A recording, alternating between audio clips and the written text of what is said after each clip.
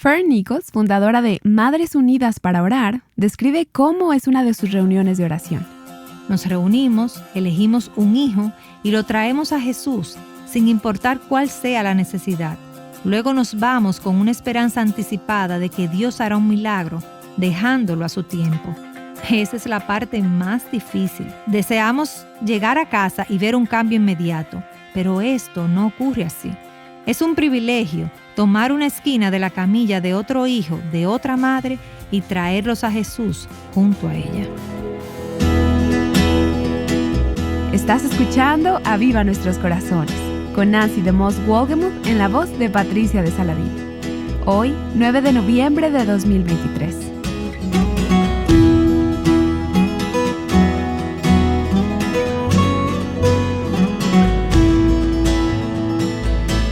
En el día de hoy vamos a seguir hablando de un tema muy importante y práctico. Uno que a muchas mujeres les enternece el corazón. Estamos hablando de la oración por los hijos, incluyendo los hijos pródigos. Y quisiera animarte a recordar el poder de tus oraciones como parte importante de que es la voluntad de Dios para la vida de estos hijos. Y vamos a decirle algunas palabras a esa madre que nos está escuchando en este momento y que puede estar pensando o diciendo, bueno, eso está bien, tus hijos han vuelto, han regresado, pero yo todavía estoy sentada esperando y es muy difícil y no veo ningún cambio y no veo que nada esté sucediendo. Y quiero unas palabras de aliento para quienes sé que no es tan solo una madre, sino que estamos hablando de muchas en esa situación. El primer pensamiento que viene a mi mente es el de caer ante una red, ante la red de la soberanía de Dios. Cuando te sientas que estás cayendo ante todas estas cosas que Satanás quiere usar para desanimarte, cae ante Dios. Estás haciendo lo que es correcto, estás amando a tu hijo, estás orando por tu hijo, ríndete ante la soberanía de Dios. Pienso que esto es lo que nos ha enseñado Madres en Contacto, el aprender nombres de Dios, no solo el aprenderlos, sino vivirlos. Dios dice, soy soberano. Dios dice, soy fiel, soy omnipotente. Pienso que debes meditar en los atributos de Dios porque esto afectará tu vida de oración. Así que necesitas caer sobre esa red de la soberanía de Dios o en algún otro nombre de Dios que te mantendrá fuerte en ese tiempo de prueba. Es un tiempo de prueba. ¿Confiarás en mí? ¿Confiarás en el Dios que conoces? Si vas a confiar en el Dios que conoces, estarás en paz. Sin importar lo que ocurra o no ocurra con tu hijo o con tu hija. Así es, sin importar lo que ocurra. Mucho de esto también tiene que ver con nuestra relación con nuestro Padre Celestial. Sí, estamos paradas en la brecha por nuestros hijos, pero también Dios nos está transformando a la imagen de su Hijo. Se trata de nosotras siendo cambiadas de gloria en gloria. Y necesitamos montarnos en ese mismo tren, porque sinceramente ahí es donde está realmente la felicidad. Nuestra felicidad no debe depender si nuestros hijos o hijas están caminando con el Señor o no. Sí, esto es parte y queremos que lo estén, porque sabemos que no son felices y que no están cumpliendo con el destino que Dios tiene para ellos, pero también es una dulce, tierna y amorosa relación con el Padre Celestial. En esta misma semana me he encontrado con un grupo de madres que tienen hijos e hijas jóvenes, adultos, que no están caminando con el Señor.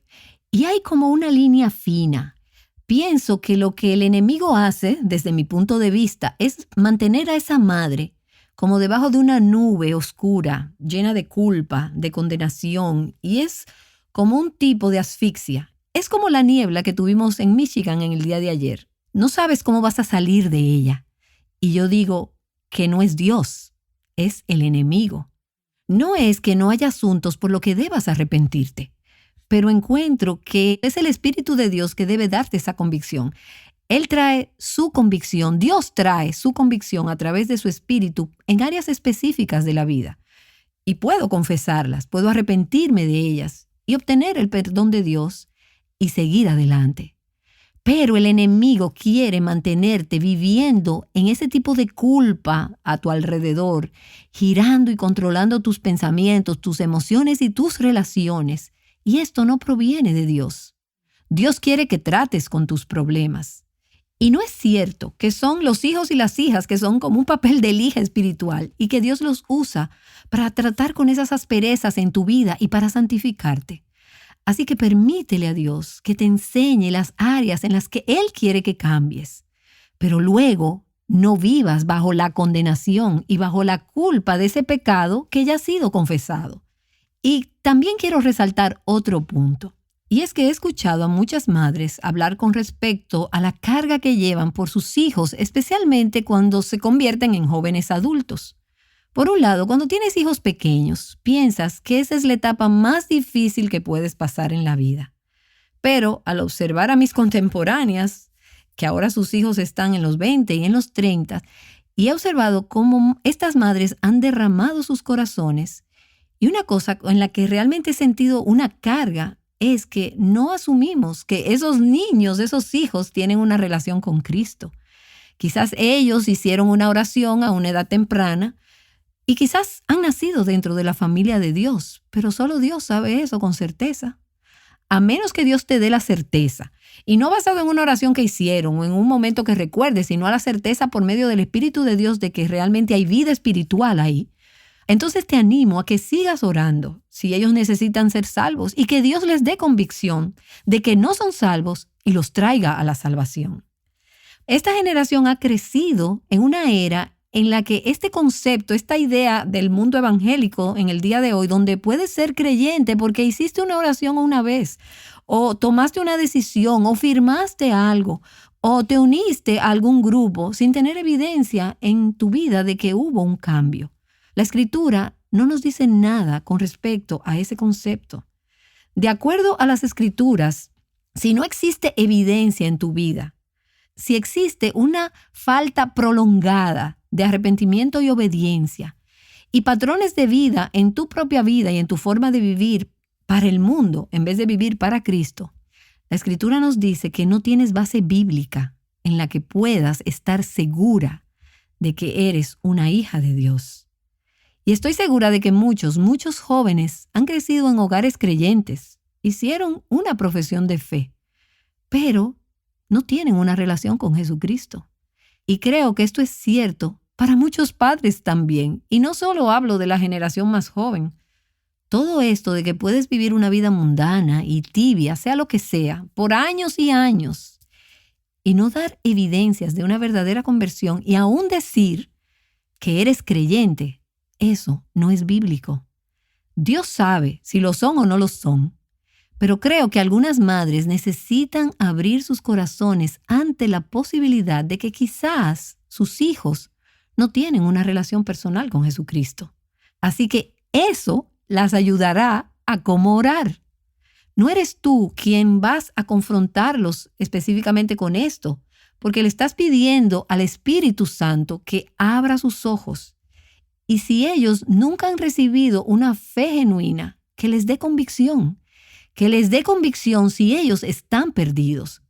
Eso es lo que el Espíritu Santo vino a hacer. Él vino a convencer al mundo de pecado, de justicia y de juicio. Esa no es la obra que Dios le dio a las madres. Esa es la obra del Espíritu Santo. Pero tú estás orando. Señor, si este hijo o si esta hija está perdido o está perdida, si no tiene una relación contigo, entonces no han sido justificados. No pueden vivir una vida en Cristo, no pueden vivir para ti. Para algunos de estos hijos necesitamos seguir orando. Señor, tú les mostrarás su verdadera condición, la condición de su corazón. Y si están perdidos, por favor, sálvalos, conviértelos. Señor, ellos tienen que darse cuenta que están perdidos antes de que sean salvos. Así que llévalos a que vean realmente la necesidad que tienen de un Salvador. Amén. Y si tienen una relación con Cristo, una de las evidencias, una de las pruebas de esto, es que con el tiempo ellos regresarán, porque Dios los disciplinará. Si ellos no responden a la disciplina que Dios da a sus propios hijos, las Escrituras nos dicen que a veces las personas llegan hasta perder la vida, porque Dios no permitirá que sus hijos continúen indefinidamente en un estado no arrepentido. Y esto que estamos hablando es muy serio. Ahora, como madres, ¿Cómo y cuándo orar por estas cosas? ¿Procuras la gloria de Dios en tu vida y en este mundo y en las vidas de tus hijos lo suficiente como para decir, Señor, tú sabes lo que este hijo o esta hija necesita y tú sabes lo que te dará a ti más gloria? Te entrego este hijo o esta hija en tus manos y en tu soberano amor y en tu buena voluntad y en tu deseo, sabiendo que tú eres un Dios muy sabio para cometer errores. Señor, en tu bondad y en tu amorosa bondad, en tu compasión y en tu misericordia y en tu justicia, harías lo que sea necesario para que mi hijo o mi hija puedan darte la gloria a ti. Y esta no es una oración que es fácil de hacer, pero pienso que es la oración perfecta. Aquí es donde nos ponemos serias con respecto a librar estas batallas y estas guerras. Y mientras oras, una de las cosas que pienso que ocurre es que estás permitiendo que Dios examine tu corazón y que lo escudriñe y que exponga tus motivos. ¿Por qué quiero que este hijo o que esta hija regrese? ¿Quiero verme bien ante las demás? Y pienso que toda madre lucha con motivaciones egoístas, como todas nosotras luchamos. Así que no estoy diciendo que la motivación va a ser perfecta, pero la oración es un medio en el que Dios escudriña nuestros corazones y nos enseña lo que realmente hay en ellos. Pablo nos habla en 2 Corintios, en el 1 capítulo, de cómo podemos consolar a otras con la consolación con que hemos sido consoladas en nuestra propia aflicción. Y sé que a pesar del resultado en T. Fern y en T. Marley, el haber caminado en medio de tiempos dolorosos, en una con su hijo y en otra con su hija, ustedes están ahora capacitadas para dar ánimo, esperanza y consuelo a otras madres que están ahí donde ustedes estuvieron, en una forma en que quizás no hubieran podido darlo si sus hijos o sus hijas hubieran sido fieles seguidores de Cristo mientras crecían. Claro, nos hubiera encantado que hubiera sido así, pero nos hubiéramos perdido del plan perfecto de Dios. Me pregunto si te hubieras perdido de algunas cosas que Dios quería obrar en tu vida, algunas formas en que Dios quería santificarte en el proceso. No, y definitivamente. Estoy completamente de acuerdo con eso. Dice la Escritura que si tenemos alguna iniquidad en nuestros corazones, el Señor no nos escuchará. Queremos que nuestras oraciones sean efectivas. La oración eficaz de una mujer justa puede mucho, pero pienso que quizás sin quererlo nos enfocamos en la palabra justa. Somos justas ante los ojos de Dios por causa de la sangre de Cristo. Esa posición nunca va a cambiar, pero nuestra condición diaria sí puede cambiar. Yo estaba en una etapa de autocompasión cuando le hablaba al Señor con respecto a Tai, mi hijo, y quizás culpaba a Dios por todo lo que estaba pasando. Cuando pienso en esos tiempos, nunca había escuchado al Espíritu Santo decir, levántate y escríbele una nota. Así que es muy importante que caminemos rectamente y por eso tenemos este tiempo para confesar nuestros pecados. Y es por eso que David dice, bueno me es haber sido afligido para que aprenda tus estatutos. Existen algunos aspectos de la mano y la forma de Dios, creo, en la que no podemos ver el sol brillar a pesar de que tenemos dinero en el banco y que todo el mundo tiene las relaciones en paz y estamos agradecidas. Y lo que el salmista dice una y otra vez era que mientras estaba angustiado, mientras estaba en desesperación, clamé a ti, oh Señor. Existe algo en la aflicción que nos hace desesperar, que nos llena de angustia y entonces nos convierte en personas más abiertas, más dulces, más flexibles, más quebrantadas. Y esto abre las formas en que Dios nos dará bendiciones en nuestras vidas. Y dejamos de ser tan controladoras y el control es muy fuerte. Pienso que nosotras las madres, y hablo incluso por mí misma, yo creía entenderlo, pero eso era una gran lección que Él quería enseñarme, rendición. Ese es el lugar a donde debes llegar, porque realmente no había nada que podía hacer. Podía amar y podía orar, solamente eso. Tenía que soltarlo todo. Esto no era como realmente yo quería que sucediera. No quería sentirme de esa manera y tener estos hijos que no encajaban en el molde. Esto es algo gigantesco que tuve que aprender, la rendición una y otra vez. Y que no podías arreglarlo. No, y no pude arreglarlo. Y yo soy una persona inclinada a resolver. Era una rendición todo el tiempo. Yo sé lo que es vivir en batalla porque viví esa batalla todo el tiempo. Literalmente estaba en batalla por mi hija. Las mañanas eran horribles. Si solamente yo hubiera podido salir de esa puerta, entonces hubiera podido llorar libremente. Podía haber bajado de su habitación y literalmente tocar su mesa y decirle: Satanás, tú no vas a tener a mi hija. Eso me hacía sentir tan enojada y es normal que nos sintamos enojados. Necesitamos permitirnos estar enojados porque es una batalla y la batalla se pone muy fuerte. Satanás está detrás de la próxima generación y lo último que él quiere es que nuestros hijos y nuestras hijas caminen con el Señor. Debemos compartir esta batalla las unas con las otras, animarnos mutuamente en medio de la batalla y despertar. Eso es lo que producirá en ti si estás dentro de la batalla. Pienso que en términos de estrategia, si Satanás quisiera destruir el cristianismo, una manera para hacerlo es haciendo que la próxima generación no siga a Cristo. Nosotras morimos, ¿y quién queda después?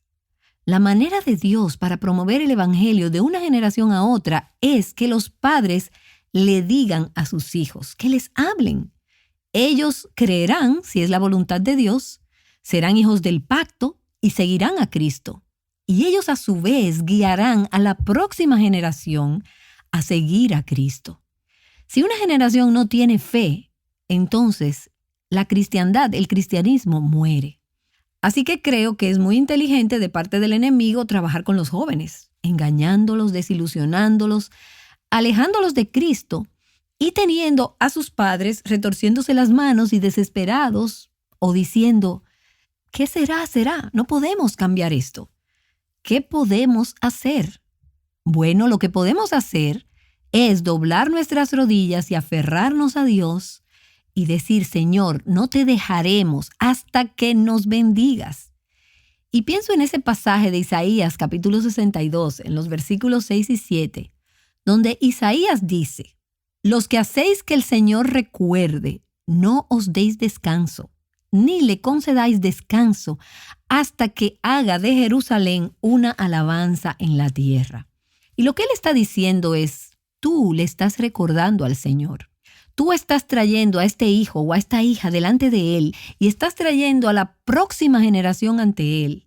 Y te dice: no tomes descanso, no te detengas. Y Fern, el versículo clave de Madres en Contacto, que es Lamentaciones 2:19. Levántate y da voces en la noche, al comenzar las vigilias. Y no le den descanso hasta que Él venga y responda. Y esto realmente es algo para pensar, porque Dios no se va a dormir. Él no duerme de ninguna manera. Pero el pensar que como esa viuda de Lucas 18 podemos seguir tocando la puerta del Señor.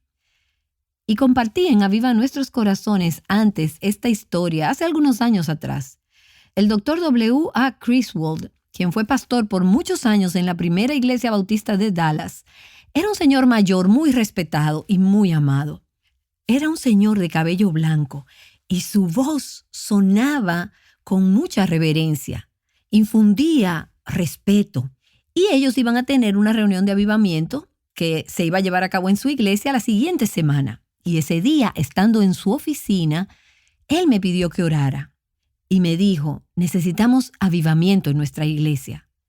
Y luego lo recuerdo decir, como solo él podía decir: Nancy, debemos orar y debemos orar y debemos orar hasta que Dios diga. Creo que ellos derribarán la puerta si yo no voy y respondo. Y eso fue quizás hace 30 años que él me dijo esto y nunca lo he olvidado. ¿Y no es esto lo que buscan de corazón las Madres en Contacto? Debemos orar y debemos orar hasta que Dios diga: ellas me mantienen despierto, no me están dando ningún descanso, ellas derribarán la puerta si no contesto. Y Dios no es como ese juez injusto de Lucas 18. Él ama responder las oraciones de sus hijos y de sus hijas. Y Él es un Dios dispuesto, pero hay algo en los caminos de Dios que Él quiere saber si eso realmente nos importa y que no nos iremos y le dejaremos nuestros hijos a Satanás. Hay una tensión constante y debe haber un balance. entre clamar a Dios con esa insistencia y esa desesperación de tocar, de golpear, para que Él responda, y el hecho de cuando decimos, Señor, yo echo esta carga sobre ti. No puedo hacer lo que tú puedes hacer. Y como madre, ¿dónde está ese balance? ¿Cuándo golpeas con indignación porque quieres librar a tu hijo de Satanás y quieres traerlo a Cristo? ¿Y cuándo descansas y dices, Señor, depende de ti? No sé dónde está el balance, pero sé una cosa. No dejes de orar. Sigue orando. Sigue suplicándole al Señor. Y lo haces junto a otras. Y creo que eso es algo que Madres en Contacto nos ha enseñado. Que tú no puedes cargar sola ese dolor. Y a través de los años le he dicho a muchas mujeres que llevan sus cargas en silencio, en secreto, y que llevan de forma privada ese dolor, que es preferible escucharlas en un momento. Es una carga que tienen en sus corazones y viven con eso todo el tiempo en esta etapa de sus vidas. Y ellas están avergonzadas, temerosas, desconcertadas, o solo piensan, ¿y a quién más le importa esto? Todo el mundo tiene sus propias cargas. Pero lo que nos ha enseñado Madres en Contacto es que sí importa. Y hay otras que van a llevar esta carga contigo y van a llevarla delante de Dios. Y es poderoso cuando las personas se unen, se juntan y oran de común acuerdo. Les he dicho a muchas madres, encuentra otra madre, encuentra otro grupo de madres que estén en la misma etapa de vida, que oren contigo, que oren junto a ti. Encuentra a una madre mayor, encuentra a una madre más joven, encuentra a una mujer soltera y encuentra a otra mujer o algunas que oren contigo y quizás incluso ayunen contigo, según como el Señor las guíe y una sus brazos. De hecho, existe una historia en los evangelios acerca de un grupo de personas que se juntaron para llevarle un hombre a Jesús. Y Fern, te escuché relatar esta historia y podrías compartirla con nosotras ahora. La verdad es que no me canso de escucharla porque pienso que es un gran ejemplo para las madres. Me encanta esa historia porque habla de intercesores. Existía un hombre en Marcos capítulo 2, un paralítico que no podía caminar, enfermo, pero este paralítico tenía 4 amigos, y estos 4 amigos deseaban llevar a su amigo enfermo delante de Jesús.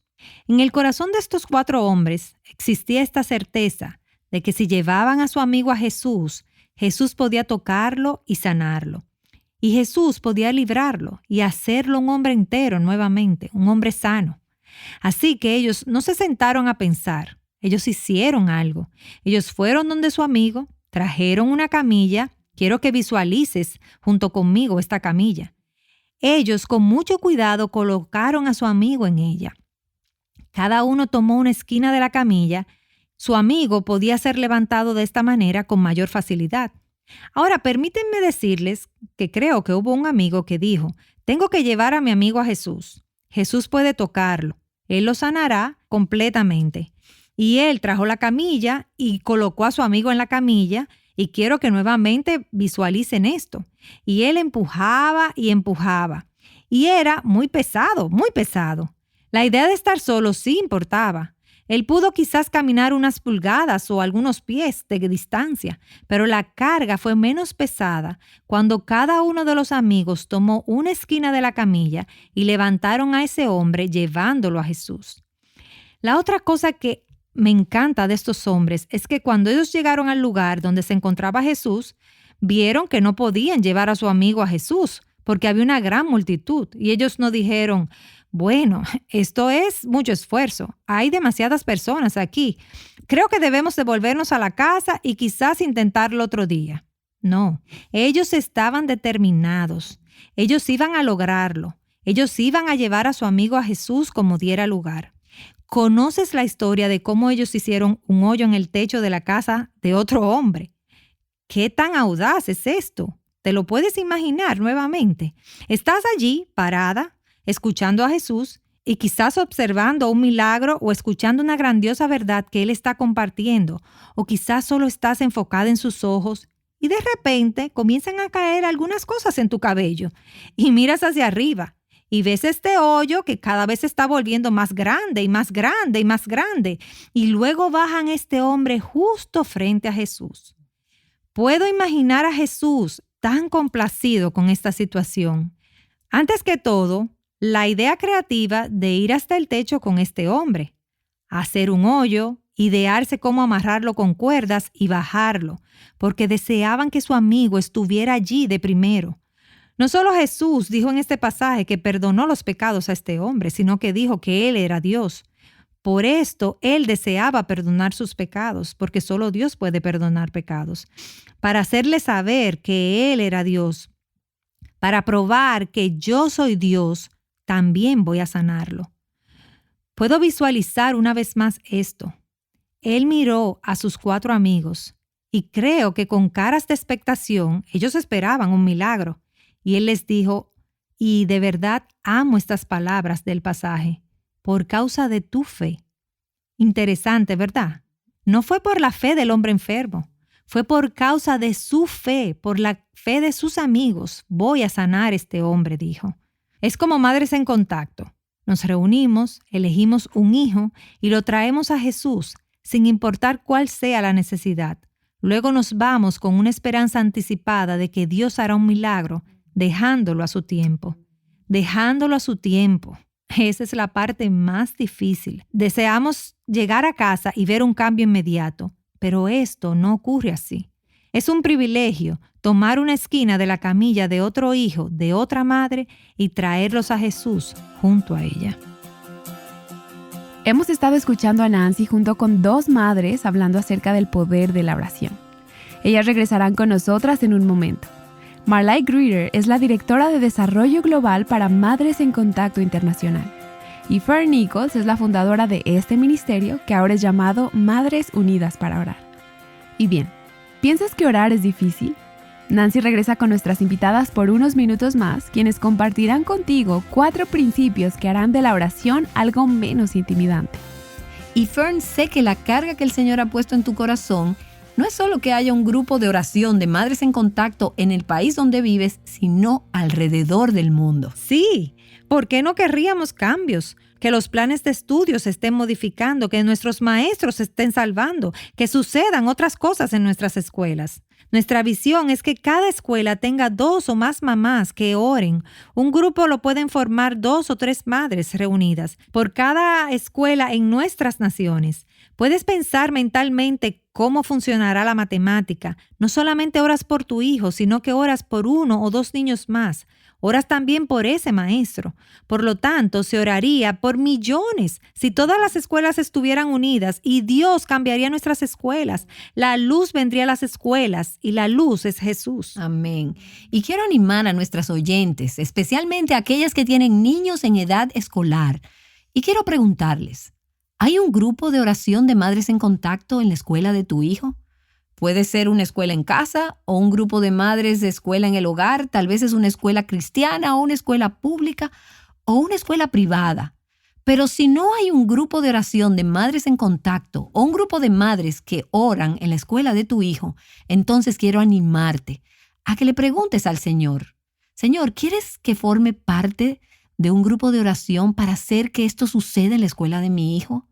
Y en ese sentido, Fern y Marley, para mujeres que no han sido parte de un grupo como este, ¿podrían ayudarnos y describirnos de manera general lo que sucede en estos grupos de oración de Madres en Contacto?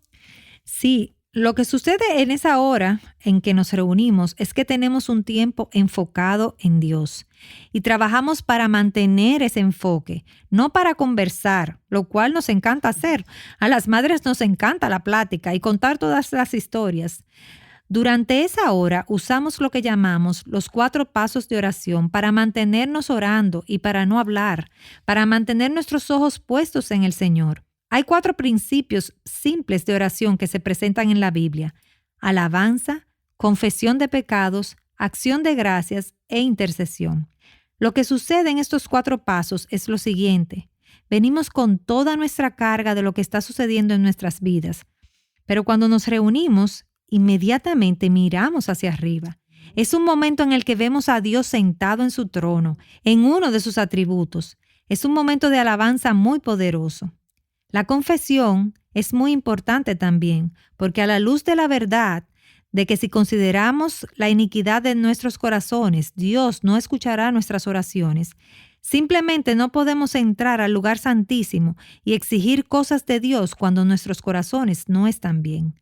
Si no caminamos en la luz como Él está en luz, teniendo una comunión unos con otros, Él no puede escuchar nuestras oraciones. Es muy, muy importante que le pidamos a Dios que nos muestre algo en nuestro corazón que le desagrade, a fin de que podamos venir y confesarlo. Y la confesión es para estar de acuerdo con Dios en que realmente hemos pecado y que su sangre limpia.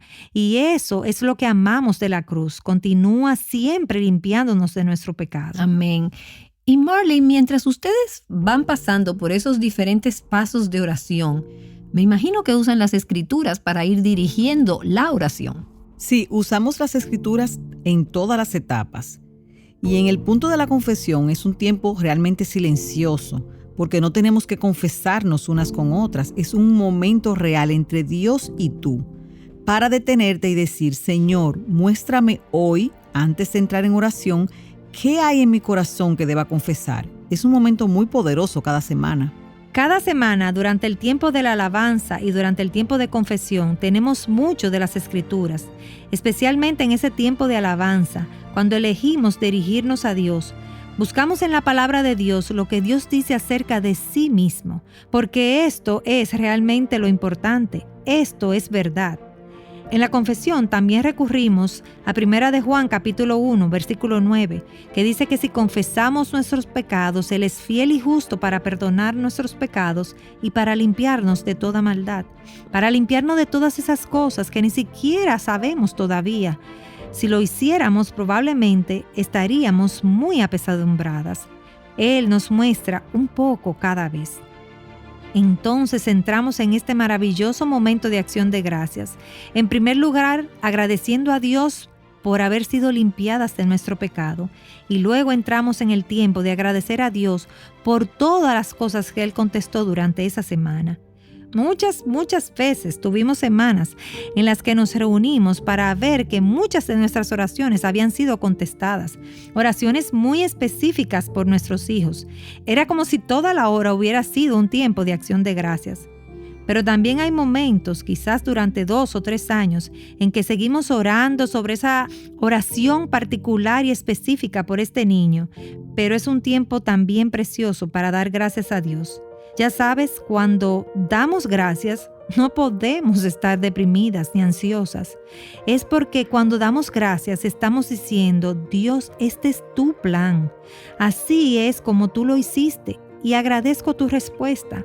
También te agradezco que aún no hayas respondido porque tú tienes un plan. Entonces, durante nuestro tiempo de intercesión, usamos también las Escrituras. Oramos por nuestros hijos en una parte específica de las Escrituras y con una petición especial. Y luego oramos por los maestros y por el personal. Oramos por la escuela y oramos por Madres en Contacto. Alabanza, confesión, acción de gracias e intercesión. Estos 4 pasos o principios guiarán tu tiempo de oración junto a otras madres. Ahora, quizá eres de aquellas que les aterra la idea de orar junto a otras personas. Conoce cómo lucen estos pasos en la práctica mañana, en el próximo episodio de Aviva Nuestros Corazones. Llamándote a orar por un derramamiento del Espíritu de Dios en tu familia, Aviva Nuestros Corazones es un ministerio de alcance de Revival Hearts.